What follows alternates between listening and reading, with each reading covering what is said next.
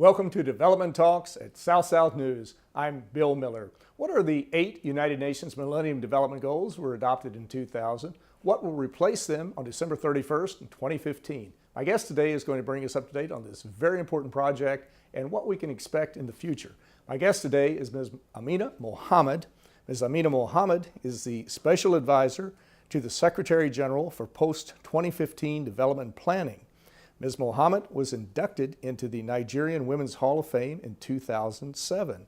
Ms. Amina Mohammed, welcome to South News. Thank you very much for having me. I appreciate you being with me. Let's jump right into this. I mentioned the Millennium Development Goals. They were developed in 2000 over basically a 15-year period. Why were they developed? Who was the main architect of them? And then we'll talk about them in greater detail.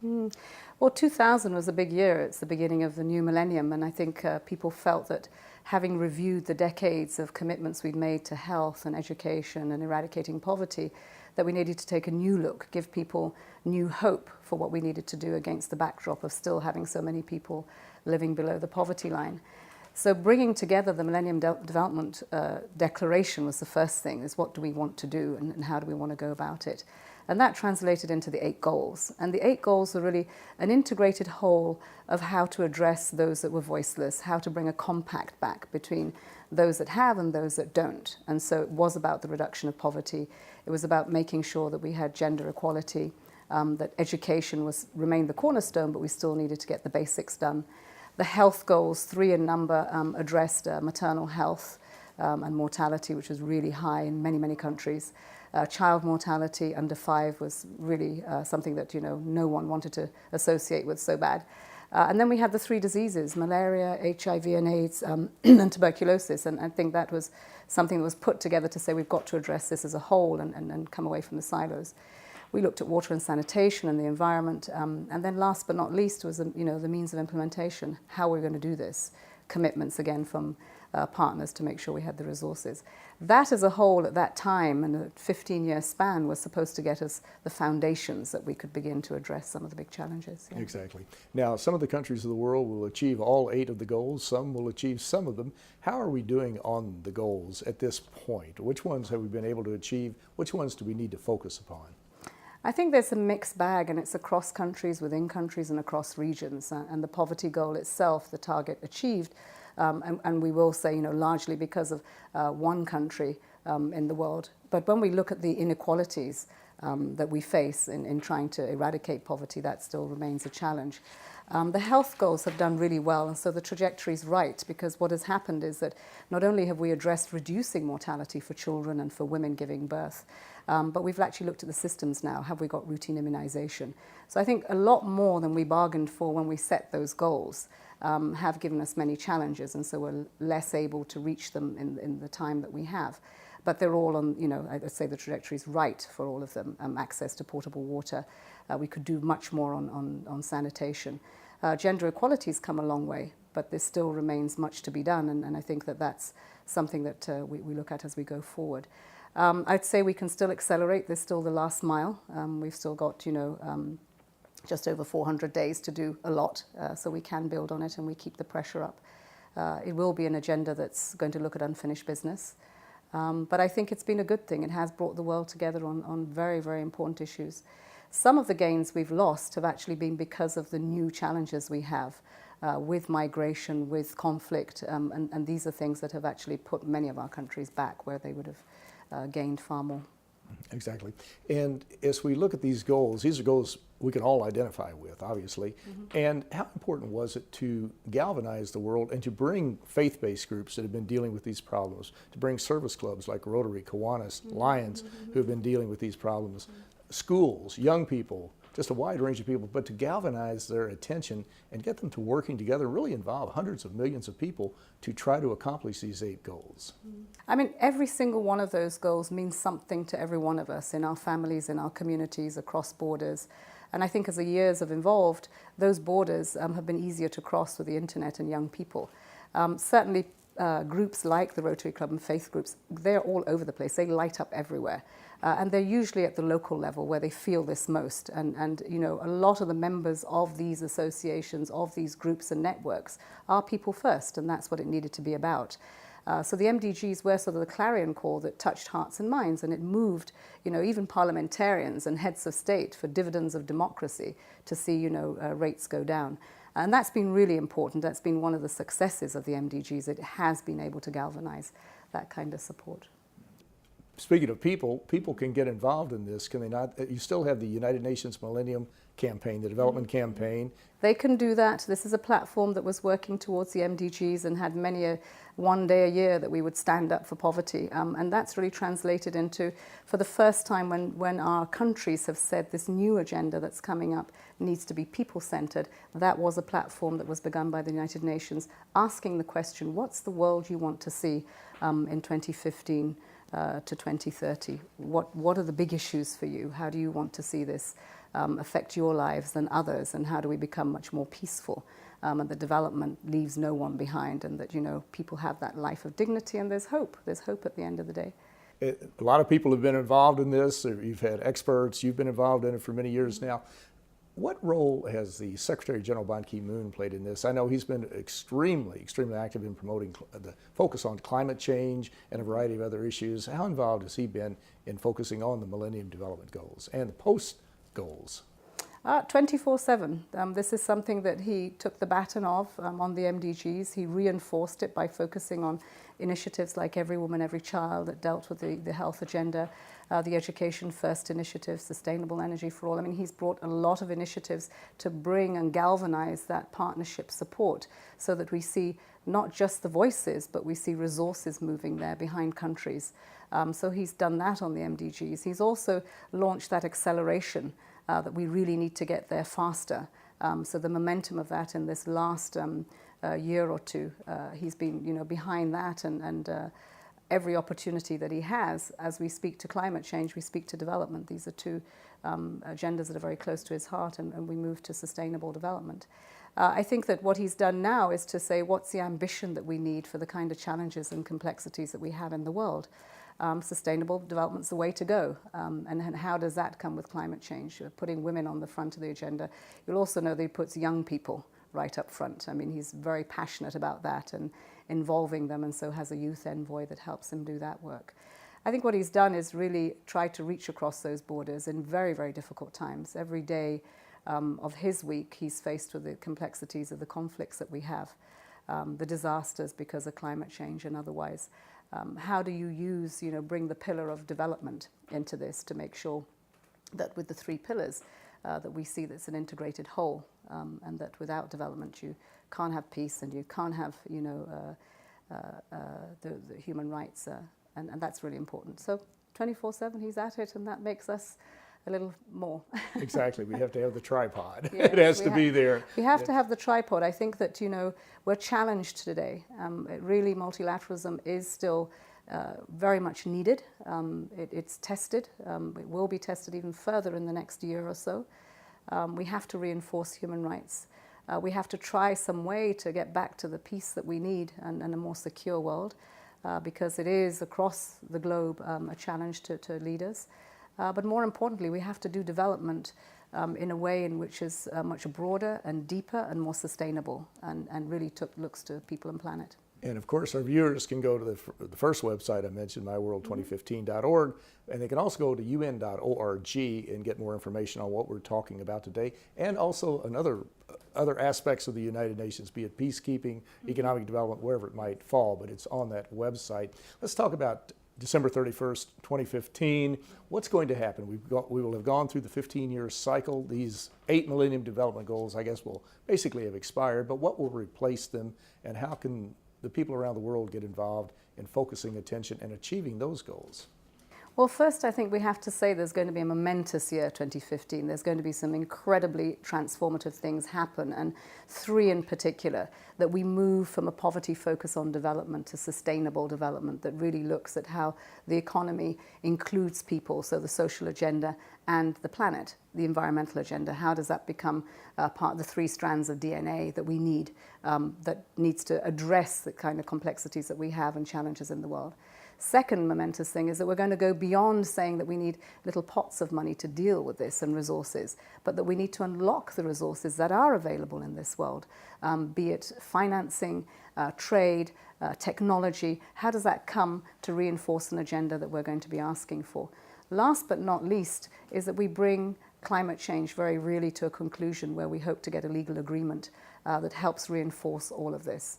So those three for us are the big transformative shifts for next year. What happens with the next set of goals is that you do go beyond poverty. You'll look at inequalities. You'll stretch the boundaries for education to really rethink how we do that and what sort of skill sets that we have for people that need to engage with economies. We have to look at women in our agenda. Over 50% of the world's resources, and when we say resources, we talk about human resources. How do we invest in that and not leave them behind? We've done a great deal, but we need to do far more, our girl child and the other aspects of gender. On the health agenda, we do need to go beyond the unfinished business of the MDGs. It's still very important to save our women's lives and to look at children and nutrition. But we also have the non-communicable diseases that we'll be facing, a lot of mental health issues. This is a universal agenda. And so when we look to all of these, it's that we see at the overarching objective of it, there's 1 billion people that are still poor, and we need to eradicate that poverty. And that can be done in this 15 years. But it's these pieces that you bring together. Economies where jobs and livelihoods are center, where you look at infrastructure that enables that happen to scale. You're not talking about a few, you're talking about bringing everybody on board.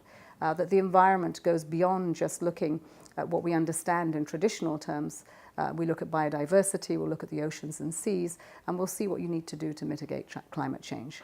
And I think these are the different things. It looks like a really big agenda, but you have to think big to address the problems that we have today. And the good thing about it is that we do have the wherewithal to do it. And I think that that's what makes it a possibility. What we need is leadership. We need the courage to take these decisions. We need to be really genuine about wanting to do this as a whole, and that we do really see ourselves as part of a global village. Young people are going to be really important in this. Without them, I think there isn't that future. They've got the vision, they've got the energy, and they cross borders so easily these days, unlike us that didn't have Yes. the kind of technology to do so. They do. So there's a lot on their shoulders, but you know, this is what it is. We give them, as they say, roots and wings to fly. Exactly, exactly. Well, you mentioned referenced a life of dignity for all. The report submitted by Secretary-General Ban Ki-moon to the 68th General Assembly. There were several concepts in there. You've touched upon some of these as we've talked here, but let's focus a little bit on some of the key ones you mentioned, like universality. Why is it important that the focus be on a universal approach to bringing everyone into the process? I think for many, many reasons, a lot of the conflicts that we see today across the world have been as a result of exclusion. And I think that this will apply in the North as it does in the South. As I said, the focus is of course, on the number of poor that we have to bring out and eradicate.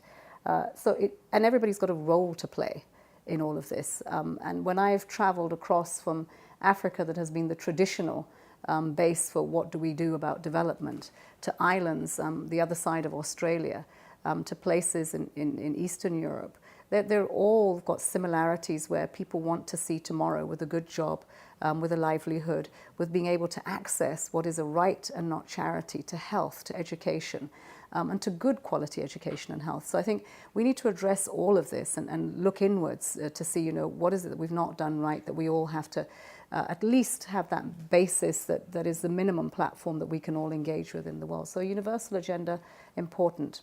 Bringing everyone's role and responsibility, knowing that if you don't take care of what happens in your backyard, it's eventually going to come over the fence. So it's in your interest. But I think that these days, you know, there's much more of an understanding that what I do in terms of, let's say, my consumption in one part of the world has a direct impact, not just on me in terms of climate change, but on others. And for that very same reason, those others are usually more vulnerable than I am. So there's a responsibility there. Many more societies are resilient than others. So when climate change comes along, the Philippines suffers for a number of decades because they don't have the infrastructure in place to do that.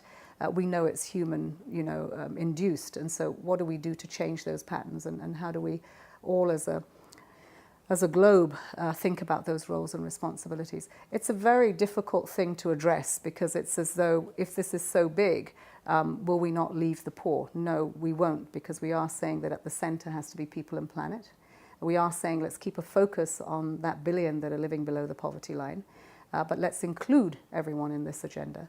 And that's, a work in progress, but we've seen the member states of the United Nations so far produce what I think is a good way forward. They're certainly making tracks and making their proposals. Yeah. And that was another concept that was contained in the report, economic transformation, which is very important. How can we do that? How can we bring the poor in? Can we do this through a variety of creating employment opportunities for them, educating them? What can we do to help make that economic transformation to lift people out of poverty? It's a mix of things that you need to do, and there's no silver bullet for it. I think one of the things that we've learned is that we need to map where everyone is. The whole data revolution issue is a big one for us, and knowing where everyone is so that we don't leave them behind is going to be important. And so the Secretary-General's panel of experts that he's set up to make that happen, countries should have baselines. We should know where everyone is, whether they're women or the disabilities, the aged, young people. And then once you do that, begin to target that when you are investing in that transformation, whether it is infrastructure, it is about manufacturing, industrialization, all of that ought to have an impact in people's lives. How many jobs will you create? The ability to make a financial system, a credit system available for women to get involved in the full agricultural cycle of investments. How do you do that so that people have livelihoods and you treat them as an equal way to lift yourself out of poverty and make yourself more prosperous? So economic transformations, a Minister of Finance should not just be looking for the number in terms of the growth, but what impact has it made in the lives of people, and how have we been able to do less damage to the environment while doing that? Mm-hmm. And another concept that was contained in there, I find all of them are very important and fascinating, but one was fit for purpose. Yeah. What exactly are we talking about with fit for purpose? Well, I have to say, when we first came on board, I come from the South, I'm a practitioner, and I know what I felt about the MDGs when they were prescribed. It was difficult to get everyone around to engage with them. This is a much more difficult agenda. And sustainable development means that for the United Nations to propose that as the best way forward, what will we be doing to facilitate that implementation at the country level? Because this is a process where member states will own it. They will lead it, they will own, they'll come down to the country level, and we should be hitting the ground running if we do that. But what skill sets are we all going to need to help governments, to help civil society, to help business engage with delivering on the Sustainable Development Agenda? We'll make a number of promises. They'll come in the shapes of goals and targets. How do we not just keep the promises, but deliver on them? And so the fit for purpose was, let's start with the United Nations itself that has proposed this. And that will encourage donors and countries to know what sort of skill sets and structures they will need to do that. And this is a difficult one because it will be uncomfortable. People will feel as though they're losing something, but you'll in fact be gaining so much more, because for every door that closes, another one or few will open up to a much bigger agenda. The Secretary-General, Ban Ki-moon, is going to have a climate summit in New York during the opening week of the General Assembly in mid-September. There'll be a conference later in Lima, Peru in 2014, and then the big one comes up in Paris in 2015. We've talked about climate change to a large degree, but a large number of our problems today directly linked to climate change. How important are these conferences to focus attention on climate change, but also on the whole Millennium Development Goal prescriptions and some of the recommendations that you're making? We need some very bold leadership, and we need courageous decisions and actions to happen. And it's a while before you get to Paris, and so you have to keep that momentum and ambition going with very complicated negotiating processes. How do you take the world with you? How do you really make sure that on a head of state's table, he's very conscious that he's got to take some decisions with climate change, when in fact he's got day-to-day challenges that will probably take that off your agenda if you're not very careful. So the climate change summit that happens this year is really the Secretary-General's way of saying that let's keep this fire burning, because we need to have results in December in Paris in 2015. So I'd say it's a refueling of that ambition and that momentum on our way there. Lima, Peru will clarify much of that so that one knows exactly what that last mile is about, what is a roadmap to December 2015.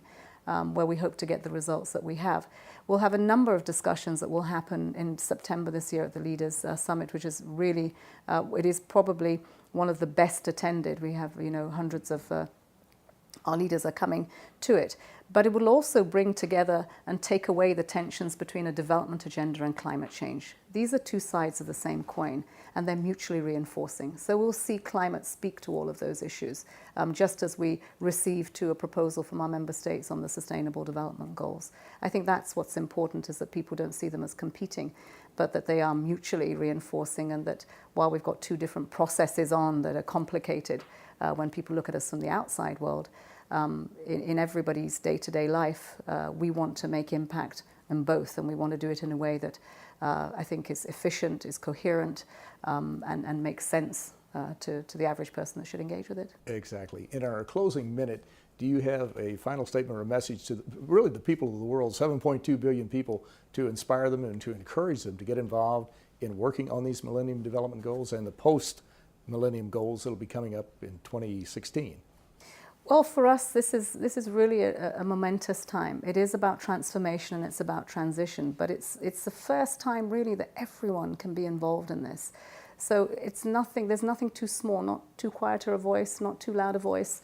The actions will speak certainly in 2015, and we want everyone to engage in this, to really make their voices heard about how desperate we are to make this the one change that will bring more peace, that rights will be respected, that development's not charity, that in fact it's in the best interest of everyone. It's doable, and I think it's about us getting up and making that happen, and that's possible. Exactly. And of course, the logical venue for all of this to occur is the United Nations, where all 193 countries of the world come together to focus on these problems. And not only countries, but also countries, companies, private sector groups, religious groups. Yes. Everybody comes to the United Nations. So it's a logical venue to do this. So, but Ms. Amina Mohammed, I want to thank you so very much for bringing us up to date on the post-2015 development goals. Thank you for a very interesting and a very informative program. Thank you. I'm Bill Miller. Thank you for joining us on South South News and Development Talks.